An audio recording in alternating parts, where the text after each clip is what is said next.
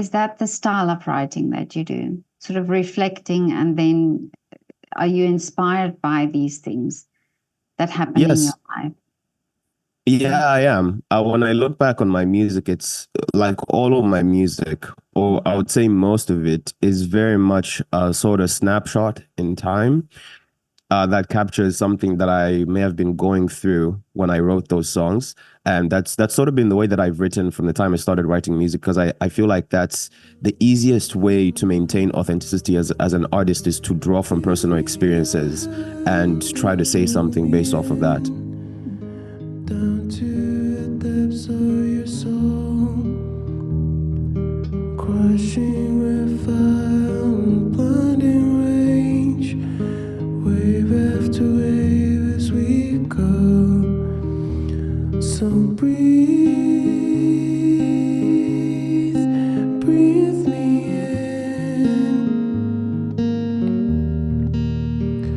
as you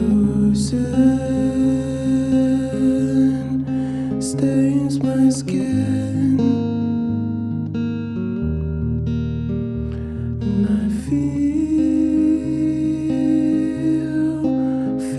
the weight. I spoke to a South African singer-songwriter, Dani Reenwolf, and he said that it's almost as if when you tap into that sadness, or when you are not in those happy moments, that you really get these wonderful songs. Hmm. Yeah, that's where it's kind of an unfortunate part of being a creative, which is that, in order for you to create something that's very, very beautiful, at some point in your life, you're going to have to experience an extreme amount of emotional turmoil. But I very much agree.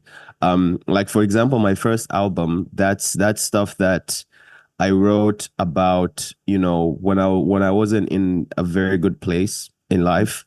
Um, and I feel like if I hadn't experienced all of the difficulty that I experienced with my emotional and mental health at the time, that album wouldn't have been what it was. Obviously, there's been a lot of growth from the person I was at that time to now, but it was still a very, very important aspect of what led to that album being what it was. Mm. And Mm. then also for you, you came from Zambia to South Africa, and I mean, we all know in any industry you have to have a network and contacts, and know the right people to get to do something. But was it difficult for you coming from Zambia to South Africa to start a career in music? Yeah, it was. In terms of, it was very, very unfamiliar.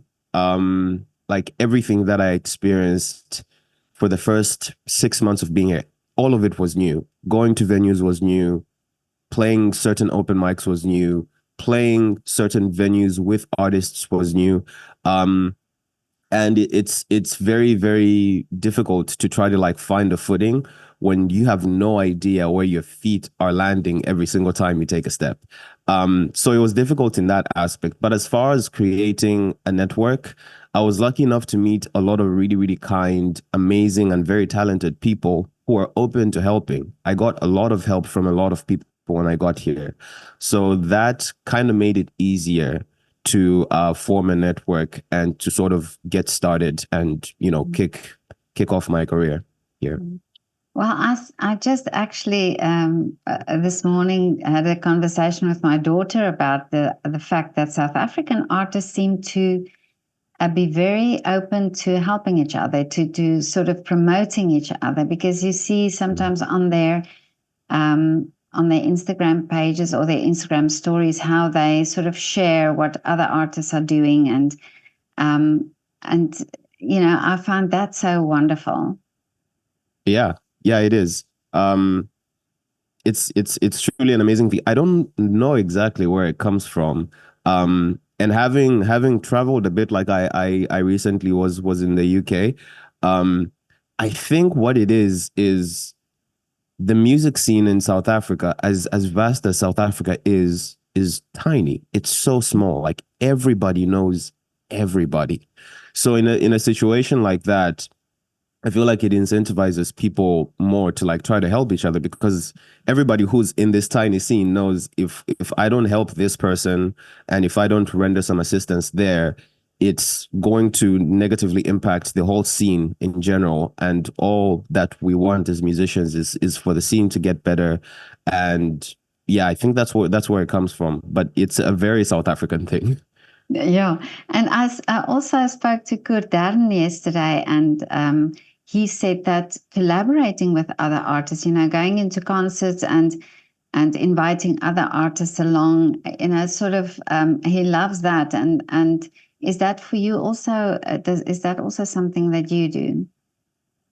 Yeah, it's always something that I've enjoyed doing. Unfortunately, I find it difficult to find sort of the right musicians to work Oh, yeah. with when it comes to putting a band together and performing in a collaborative way on stage. But it's something that I really, really enjoy doing. And even when I go to other people's shows and they're performing and they're friends of mine who are also musicians, or they recognize me and they want us to play a song together, that's something I enjoy quite a lot, because it's always fun.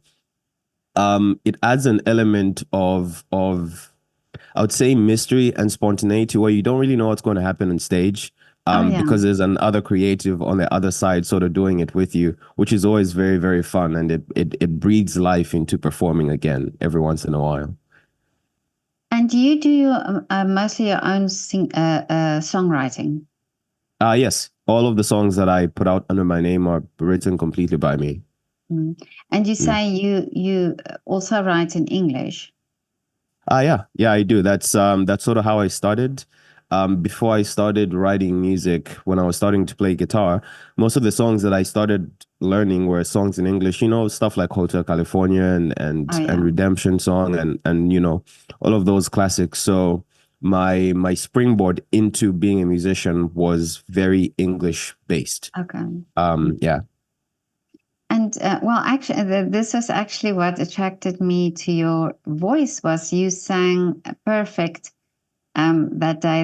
You did the cover, and it was so beautifully sung, and that really, drew me to your voice. So I remember that time when you sang the cover. So, but wonderful that you now have your own music and singing your own songs. Mm-hmm. And do Yeah, you? Now carry on.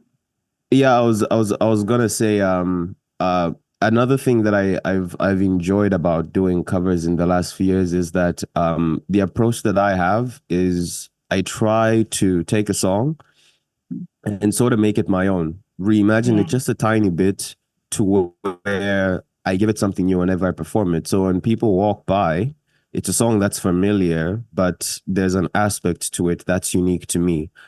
I find that makes it much easier to draw people in and to stand out whenever I perform and I'm doing covers. Mm. Well, I spoke to a singer-songwriter a while ago also who mentioned that and said that, covers are actually a wonderful way of sort of putting your own stamp to it, but also a way of, um, it's practicing your voice and your performance and so on with something that's familiar and people can recognize that. Yeah.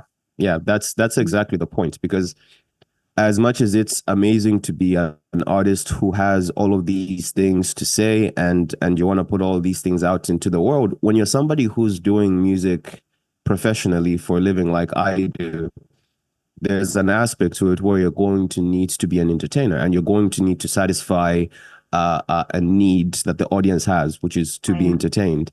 And yeah, covers just make that so much easier.